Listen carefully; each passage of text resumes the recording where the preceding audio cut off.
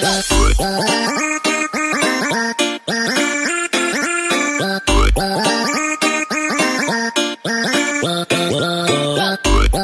today is May 10, 2021, no? So for this video guys, mag-update tayo sa mga dragon fruit dito, or namumulaklak na ba, or ano ba, mayroon na bang nagbabads na kakasibol lang na dragon fruit. So for more videos, please subscribe and follow me on Facebook page. All about dragon fruit guys is nandun po sa aking playlist. Ayan, no? Yan po yung dragon fruit, yan. Ang daming dragon fruit, no? So mag-tour tayo or i-update ko kayo. Gusto ko talagang i-update ko kayo. At least malalaman nyo, no, na kung kailan kami mag-harvest, ganyan. So ano pang hinintay natin? Let's go! So ayan guys, dito po tayo dadaan. Yan, patungo doon sa itaas. You know, ang daming dragon fruit, no?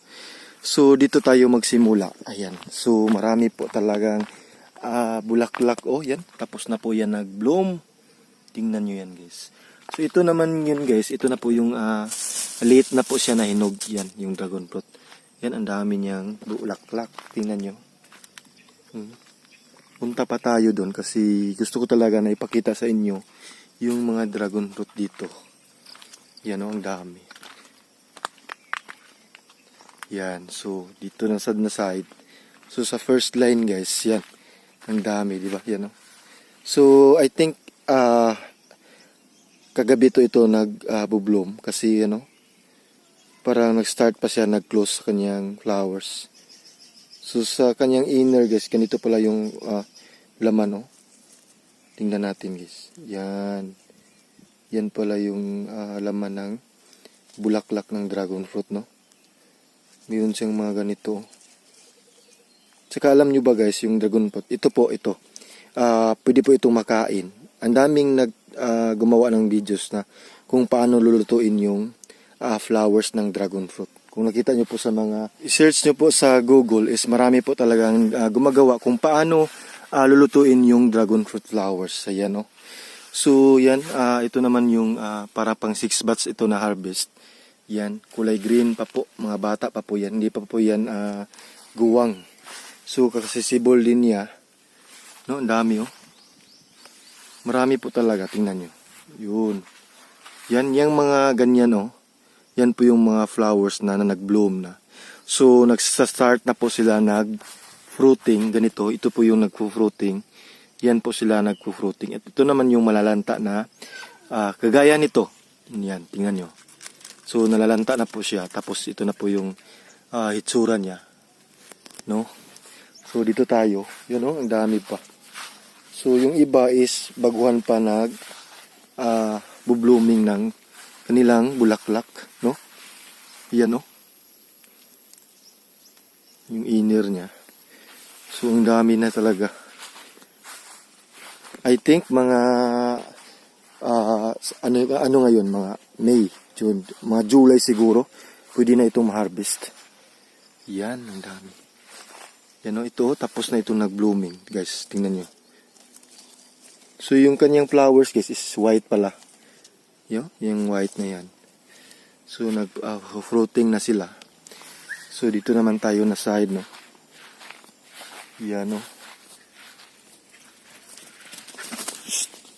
Tangkag talaga, oh.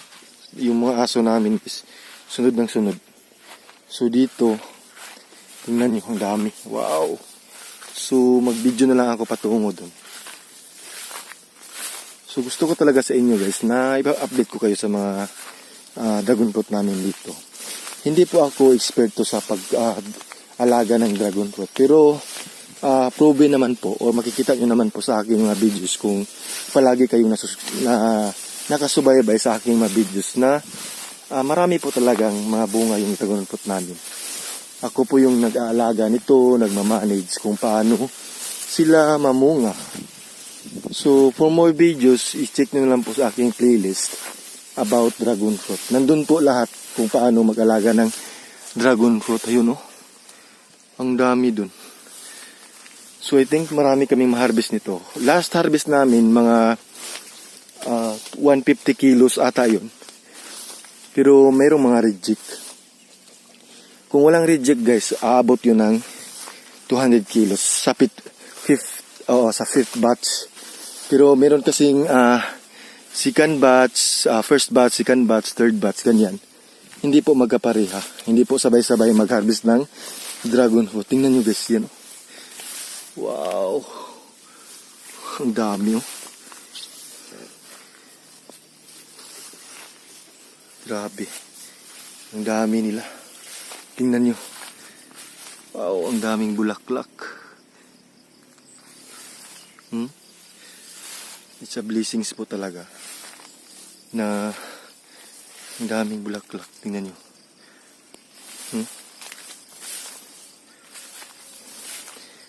Yan. So, dito naman tayo. No?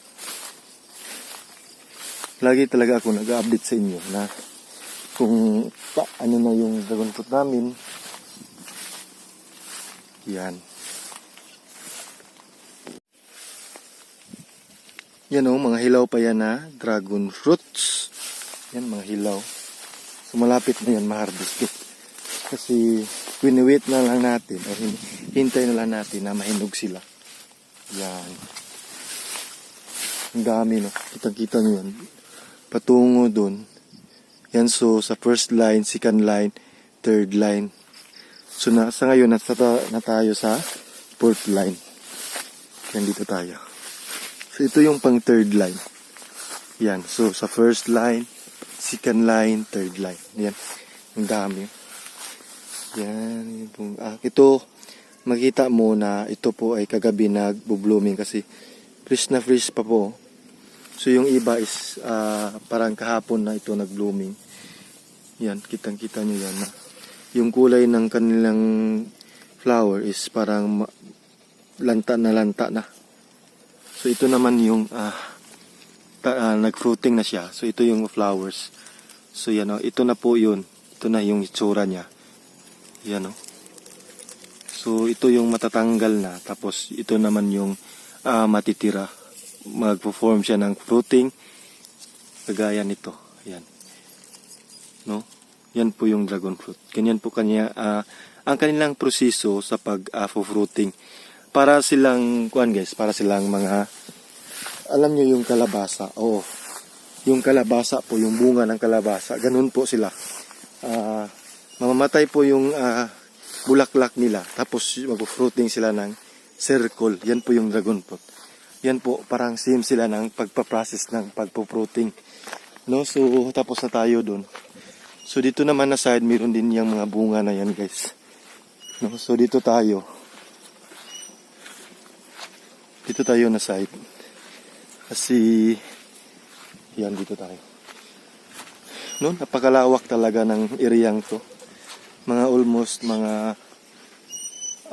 hindi ko mabilang kung ilang hektarya to. Pero kitang-kita nyo naman na napakalawak. Napakasariwa yung hangin. Kita nyo yan. Fresh na fresh po talagang hangin dito. Yan po ang isa sa siguro sa na-observe ko po. No? So dito tayo. So na-observe ko po na kung bakit sagana yung dragon fruit dito. Dahil siguro sa weather. Yan, tingnan nyo. Yung kanyang weather, napaka sariwa lang. Puro parang organic po talaga yung area dito.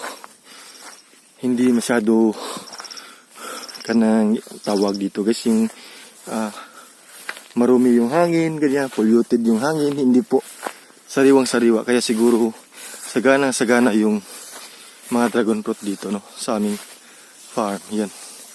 Sa start na po sila mag-fruiting. Yan. Sabay-sabay po talaga sila. Meron po talaga silang parang batch by batch.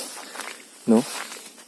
So kami guys, nakaharvest na kami ng pang-5 batch. No? So yung pang-6 namin, maliit lang. So yung pinaka-latest o yung maraming harvest namin is yung 5th batch kasi nakaharvest kami ng 150 kilos lang naman. Pero alam nyo guys, mayroon pang susunod, no? Yan, kita-kita nyo sa aking likuran. Yan. Ang lawak-lawak talaga. So dito naman, mayroon din dito. Ang dami din dito, no? Ayan. Kaka-blooming pa lang nila. So yan guys, nandito na po tayo sa upper, sa pinakamataas na portion. So doon po yung lower side. So dito naman po yung upper side. So maglibot po tayo sa lower side. Yan. So dito na side, meron din dito. Tingnan nyo yan. Oh. Wow. Ang healthy po talaga ng mga dragon fruit namin, no? Ang daming yung nagsasabi or nagtatanong, bakit ang healthy ng dragon fruit nyo? At saka alam nyo ba guys na dito sa Cebu, so nagfruiting na po yung mga dragon fruit, pero parang kami yung pinakamaraming harvest. Sa ibang lugar, sa ibang farm, kasi maraming farm dito ng dragon fruit sa Cebu, pero kami yung pinakamaraming harvest this season. Hindi ko alam kung bakit. Yan, no? Mayroon na namang nagbabadge. Tingnan mo. Yan. Wow. Yan. Ang dami, oh. Wow. Oh. It's a blessings po talaga, no, na nakaganito kami ng farm. Ang daming bunga. Dito na side, oh. Wow. Parang dito po talaga na side yung pinakamaraming bunga. Tingnan nyo, oh. So dito tayo. Tingnan nyo guys, sa center. Sa center tayo, oh. Makikita nyo. Yan, ang dami. So dito naman tayo. Maaliw talaga ako sa sa mga bulaklak, oh. Ang dami. Hindi ko talaga mabilang to. Sa sobrang dami, hindi ko po talaga mabilang yung mga dragon fruits, yung mga bunga niya. Grabe. It's a blessings po talaga, no. Maraming po salamat sa Panginoon dahil binigyan niya kami ng ganitong bunga, no. Yun, no. Tsaka alam nyo guys, yung pag-alaga ng dragon fruit is, sabi ng iba, hindi daw mabusisi. Pero sa amin, mabusisi po yung dragon fruit pag-alaga. Dahil pag tumaas na sila, kailangan mo silang talian para hindi matumba. No? Yan, no? So, dito naman na side guys, grabe. Hih! Diyos mio, marimar. Tingnan nyo, oh. Wow, grabe talaga. Napaka-amazing earth.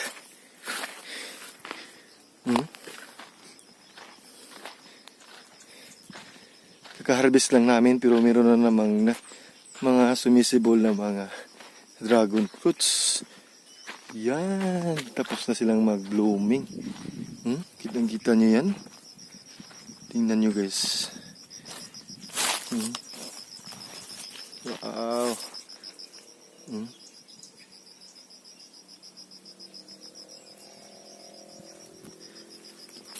No? Grabe. It's a blessings po talaga. Thank you Lord for the blessings, no? So, ayan guys, tapos na po tayong mag-update, no? Sa this day is May 10, 2021. So, tapos na tayong mag-update yan. Yan, no? So, maraming salamat po kay so walang sawang sumuporta kay Tips Mio, and keep safe always po, and God bless.